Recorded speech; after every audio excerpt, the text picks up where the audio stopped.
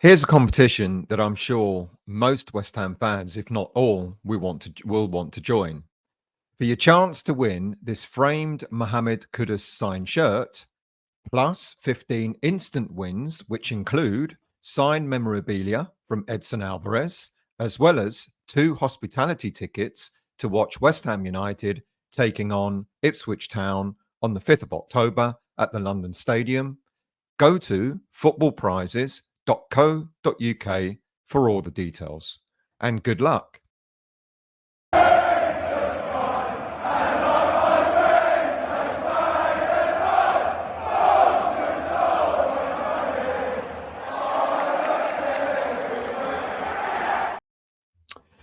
A very good morning to you. This is meant to be a morning day after review. Probably by the time it goes out, it might be afternoon. So my apologies for that. I hope you're all well. I hope you're not all too despondent over the first game under Julian Lopetegui's reign. Um, the reason why I've decided to do these shows is because for those of you who are follow my channel, by the way, if you're new to the channel, please do subscribe. Please do hit the like button. You've got subscription buttons and subscribe buttons below. So please become a subscriber. Costs nothing to subscribe to the channel. And as I was going to say, the reason why I've decided to do these shows is because when you reflect on what's happened to a game, you sort of look back on things and you sort of see things in a different way. Yeah, the cat's down there, by the way. You see things in a different way. So I thought I'd start doing the day after reflection on the game, because when I put a show out straight after the game, the post match review, it's normally a sort of a little bit of an emotional ride, and you talk about things as you just saw them. The game's just finished, and you start talking immediately to give your views. But when you reflect, when you sort of sit back after 24 hours or whatever, or the morning after or whatever it may be, you might see things in a slightly different way. And I think when I look back at the game that we played against Aston Villa, I've got just one or two differing views to what I offered in the show I did on Saturday. First of all, let's start with the team that was put out. Now, I got two wrong. I thought most of this team would be the starters. The ones that I got wrong were, I thought Aaron Wan-Bissaka would start, and I thought Jean-Claire Todibo would start as well. With regards to Thomas Soek, I predicted that he would start. With regards to Michail Antonio, I predicted he would as well. And regrettably, with regards to Mohammed Kudus, I predicted he would start on the left side of attack. I don't like that, and I'm going to talk about that in a little bit more depth in a minute. But why did Aaron Wan-Bissaka and Todibo not start? I mean, many people were complaining about, we've got all these players, new players in, why not just put them in? Well, we know that you can't. Players are at different stages of their pre-season. Some players have had more pre-season than others, and I kind of understand why Lopetegui decided to go with the team that he did. 9 players who were from the last season. If you look at Aston Villa, they're quite a stable team. I know that their preseason wasn't that great either, but they're quite a stable team. And I think Lopetegui must have been thinking to himself, look, they're putting out a pretty stable team. I think I should do the same, to try and counteract that. So I kind of got why there were 9 players from last season's squad in the starting lineup. And also, like I said, some players are, at more advanced stages of preseason than others. I think the one that surprised me more than any of them is Aaron Wan-Bissaka. We know he played a lot of preseason for Man United, and I kind of thought that he would at least started. But there's some positives to be taken. The first half an hour of the game, I think, were pretty poor. It very much looked like someone put in a comment saying, we're going from Moyes to Lopetegui era. And it was very much like that. The first half an hour was so reminiscent of David Moyes and the way he set the team up. We looked, we didn't offer anything in attack. We looked shaky at the back. Aston Villa could have been 3-0 up by half time, after half an hour. They had the opportunities available to them and they didn't take them. We were very lucky to actually get back into the game when we got the penalty. Look, a lot of people say that penalty was soft. Yeah, probably. But my understanding is this season that referees are going to be given much more of the benefit of the doubt rather than seemingly allowing VAR to make the decisions for them. So soft, perhaps it was, and we were lucky to get it.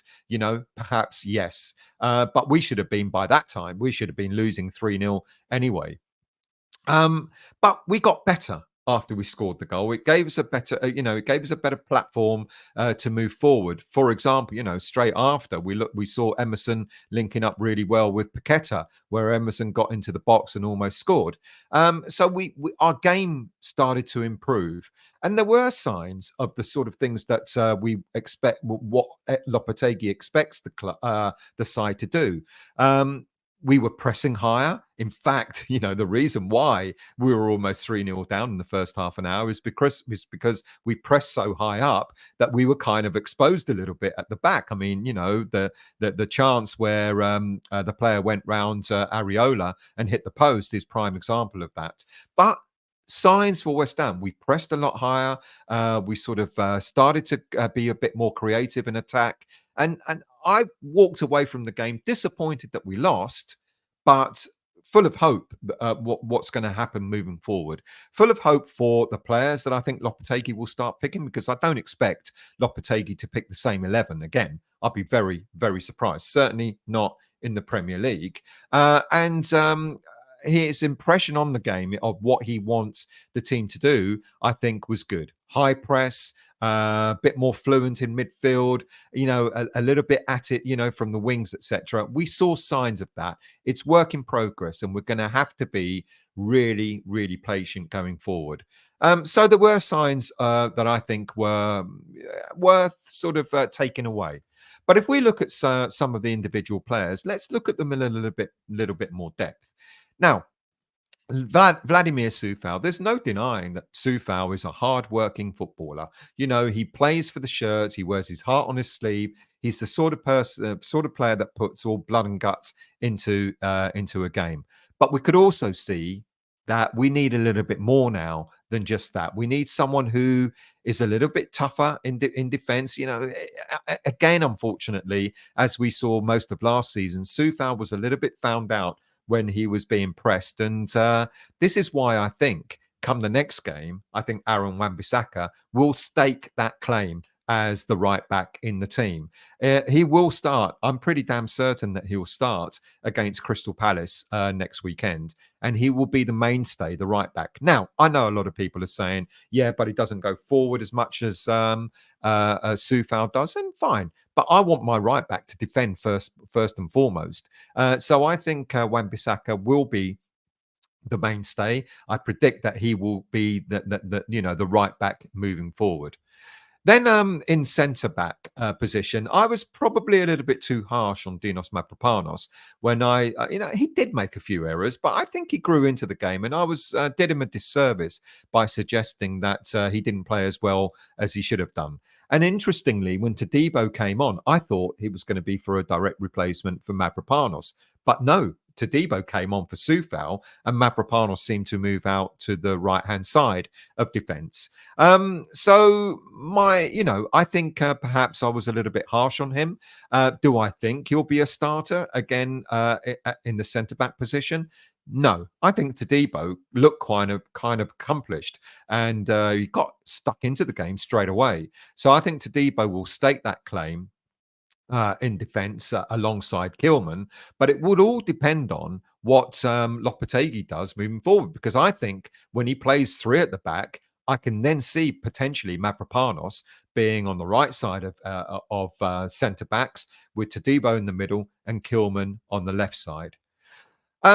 Rodriguez, I think it was a bit of a baptism of fire for him. I suggested that there may have been a battle between him and Onana, who was going to win that midfield. And certainly in the first half, Onana was head and shoulders above Rodriguez. Well, we saw head and shoulders when Onana went and scored his goal in the first 4 minutes. Now, I blamed Antonio on that because Antonio completely lost his man and he allowed Onana to bustle his way forward and get into a goal scoring position. As for Rodriguez, I think he's beginning to realise that the Premier League is a lot faster paced than perhaps he would have known. He needs time to adapt. I think he'll get there. I think he was a tidy player. There were a lot of good signs from Rodriguez. I like what I saw, but in terms of being able to adjust to the pace of the Premier League, he's going to need a little bit more time to do that. Jared Bowen, many fans are saying that he shouldn't have been made captain for the, for this season. I don't know. I kind of argued that it didn't matter, but I get what people are saying. I get a lot of people say, there should be, the captain should be either centre back or midfield, and I understand that central midfield, but I think Bowen will grow into it. I think Bowen will certainly grow into the role of captain. Apparently, he's quite vocal back in the dressing room, so I want him to take that out to the when he does it on. I want him to do that on the pitch as well. Look, it came as no surprise that Bowen was substituted. I thought it was quite brave of Lopetegui to do it, but you could see that Bowen was struggling. He didn't really get into the game. He's not had hardly any pre-season at all, and likewise for Lucas Paqueta. I think he gave the ball away too much. But again, like Bowen, he didn't have a full pre-season behind him. So obviously we know what Lucas Paqueta is capable of, but he's got to be careful, Paqueta, because when they're with a lot of competition for places in central midfield, he's got to be careful that he doesn't sort of get lackluster. Now, what surprised me was in the pre-season game, the Betway Cup against Celta Vigo, Paqueta had that free role as a number 10. And it was Thomas Soek who played a lot deeper alongside Rodriguez. Lopetegui switched that round in the game against Aston Villa, where we saw Paqueta playing in a deeper role and then Soek up front. Now, I think the reason for that was to try and accommodate Antonio better. Maybe Lopetegui thought that the physical presence of Soek would have complemented Antonio far more than Paqueta. I think it was a mistake. But Paqueta has got to make sure that he keeps on track this season and not fall away in his ability. Soek is a conundrum. He was given the armband, the captain's armband, when Bowen went off. So is he much more in Lopetegui's thinking than he is for the fans? We're all armchair coaches and managers, aren't we? We all think one thing. Of course, a coach is going to think completely different. That's why I do this and not manage a team. We all think that we're great at tactics and technique, etc. As managers, armchair managers. But it's Lopetegui that knows better, and maybe he sees a lot more in Soek than we do. Having said that, given what I said about Paqueta with a lot of competition in midfield, I think when Alvarez comes back from injury, I think if we go and buy another player in central midfield as well, I think Soek is going to find his time more on the bench than as a starter. But at this moment in time, with what Lopetegui had available to him, perhaps he thought that Soek was the best option. Now, Mikel Antonio, a bit like Vladimir Sufal, all endeavour, all heart, etc. We know he tries, but that technical ability is never going to arrive at the age of 34. He lacks that technical ability, and you could see that. And the other thing about his being a striker is he doesn't behave in a striker sort of way. And I'm going to explain why when I talk about Fulkrug in a minute. There was one move in the first half where Bowen made a great run. He broke through the defence of Aston Villa. All Antonio had to do was thread it through to him and Bowen would have been in on goal. But he whacked it. He overhit it. And with Antonio, he does the hard things easy and the easy things hard. When he doesn't have to think about things, he does them great. But when he's given time to have to think about what he does, he normally messes it up. I do think he will not be first choice. I don't know when though. I'm convinced that the players like Todibo and Wan-Bissaka are likely to start against Aston Villa. I'm not so sure whether Lopetegui will drop Antonio just yet. And when it comes to Fulkrug, and the reason why I'm saying he's different is we talked about him when we signed him. He's a typical number 9. And what he does is, if you notice the way he played on Saturday when he came on, he stayed in the middle. He stayed in the middle, splitting the two central defenders, so they wouldn't know who was going to mark him, who wasn't. And that's the sign of a true number 9. Now, I don't think he got as involved in the game as I hoped he would, but I think that will come. I think that will come over time. But Fulkrug, I'd like to see him start against Crystal Palace next weekend. I think, as I think it was either Peta or Wiggy said, he's a new entity. People won't know how to handle him. Make the most of that now and use him now before potentially teams suss him out. Somerville, he came on. I think he had great endeavour. I think he looked really lively on the left side of attack. It's something that we really, really need. He is a little bit lightweight. He did get pushed off the ball a little bit too easily, but I think he demonstrated that he had enough about him to be a force this season. I quite liked what I saw. He was quite creative. He was getting the ball into the box. He was trying to beat his player. He was teaming up well with Emerson, etc. And so I'm quite pleased with what I saw with him. The concern I have is Mohammed Kudus. If you remember pre-season, he talked about, the new manager, the new coach is going to give him a lot more freedom, is going to give him a lot more attacking prowess, etc. But playing him out left is... When David Moyes did it last season, we all complained that he was playing Kudus out of position. And we all know, if you listen to Ghanaian fans, etc., they all say he's better off in the middle or play him out on the right. And starting him on the left, I think, is not doing him any favours, and he's not doing West Ham United any favours either. But what do you do when you've got that competition in the middle of the park? Like I suggested, I think Soek will drop off and sit on the bench. But then you've got Peta, you've got Kudus. If we do go and buy Carlos Soler or another central midfielder, there's going to be even more competition. Alvarez is due to come back from injury as well. You've got a lot of there's a lot of players in that demanding a place in the middle of the park. What do you do with him? Now you can with Kudus, you can play him as the false number 9. He's done that before. So drop Antonio and put Somerville on and play Kudus in the middle. Or, of course, you could put Bowen in the middle and put Kudus out on the right. That will probably be better. But it concerns me that Kudus is being started on the left side. And we saw that in pre-season as well. I hope Lopetegui changes that and does something different. As far as the game's concerned, of course, John Duran showed us what we're missing up front. The dynamic young striker, he took his goal really well. And of course, all the people, of course, it had to be him to score the winner. But he demonstrated what we could be missing up front. And I want to see us maybe... Do we go in for Duran? I've been looking to see what other players might be similar to him. On Morodian, maybe, where the Chelsea deal fell through. But when you look at the players that ended the game, you could see that there's still room for improvement. All right, I said Alvarez will be back, perhaps not utilising James Ward-Prowse. If we do buy another player, maybe Carlos Soler will come in. I think...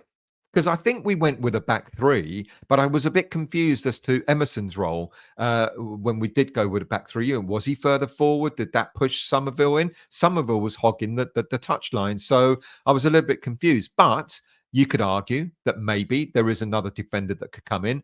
But certainly up front, when we ended with Fulkrug and Danny Ings, I think we might do a bit more business up front. Will it be John Duran? I don't know.